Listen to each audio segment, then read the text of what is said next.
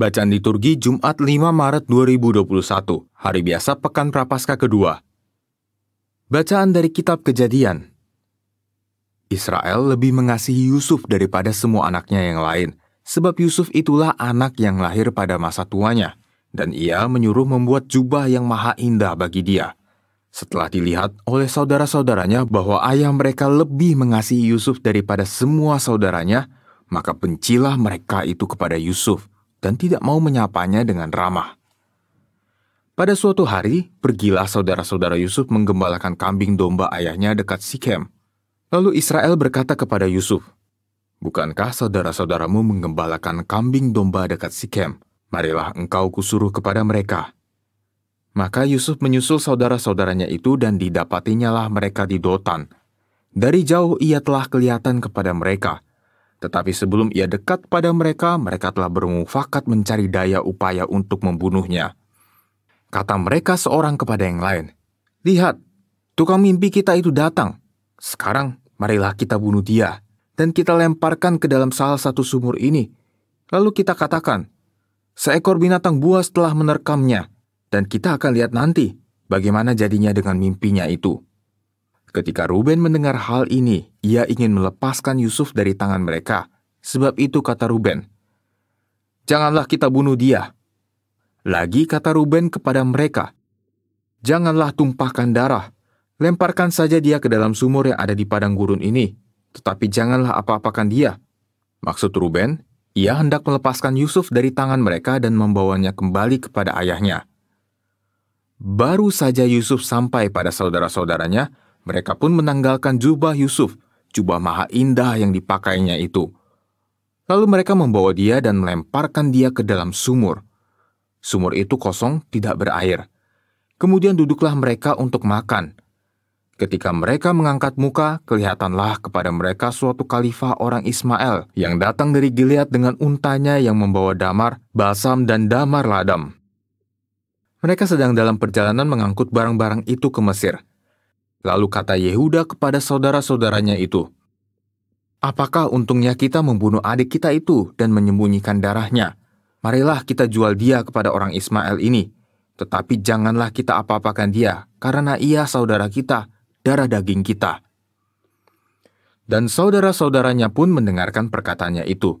Ketika saudagar-saudagar Midian itu lewat, Yusuf diangkat ke atas dari dalam sumur itu, kemudian dijual kepada orang Ismail itu dengan harga 20 sikal perak. Lalu Yusuf dibawa mereka ke Mesir. Demikianlah sabda Tuhan, syukur kepada Allah. Mazmur tanggapan, ingatlah perbuatan-perbuatan ajaib yang dilakukan Tuhan. Ingatlah perbuatan-perbuatan ajaib yang dilakukan Tuhan. Ketika Tuhan mendatangkan kelaparan ke atas tanah Kanaan dan menghancurkan seluruh persediaan makanan, diutusnyalah seorang mendahului mereka, yakni Yusuf yang dijual menjadi budak. Ingatlah perbuatan-perbuatan ajaib yang dilakukan Tuhan.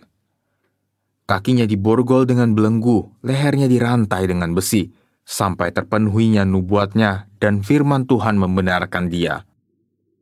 Ingatlah perbuatan-perbuatan ajaib yang dilakukan Tuhan. Raja menyuruh melepaskan dia, penguasa para bangsa membebaskannya.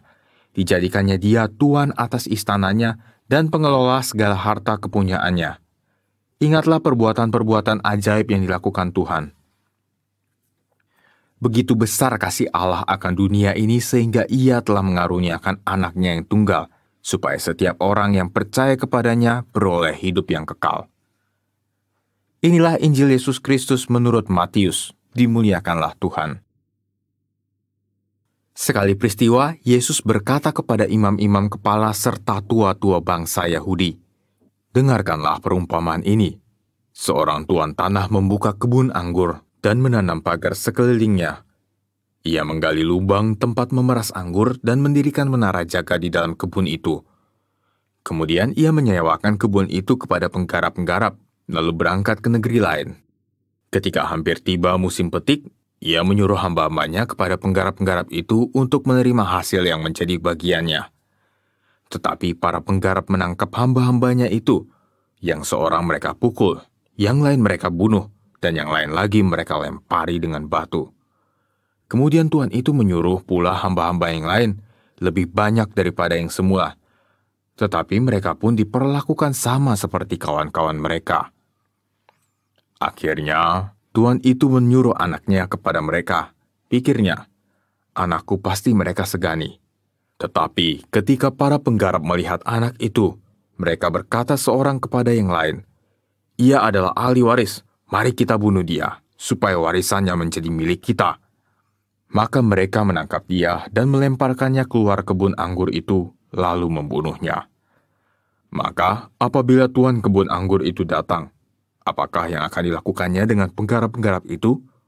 Kata imam-imam kepala dan tua-tua itu kepada Yesus, "Ia akan membinasakan orang-orang jahat itu, dan kebun anggurnya akan disewakannya kepada penggarap-penggarap lain yang akan menyerahkan hasil kepadanya pada waktunya." Kata Yesus kepada mereka, "Belum pernahkah kamu baca dalam kitab suci, batu yang dibuang oleh tukang-tukang bangunan telah menjadi batu pencuru? Hal itu terjadi dari pihak Tuhan, suatu perbuatan ajaib di mata kita. Sebab itu aku berkata kepadamu, kerajaan Allah akan diambil daripadamu dan akan diberikan kepada suatu bangsa yang akan menghasilkan buah kerajaan itu."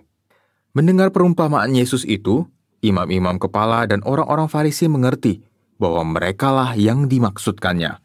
Maka mereka berusaha menangkap dia, tetapi mereka takut kepada orang banyak, karena orang banyak itu menganggap Yesus nabi. Demikianlah Injil Tuhan, terpujilah Kristus.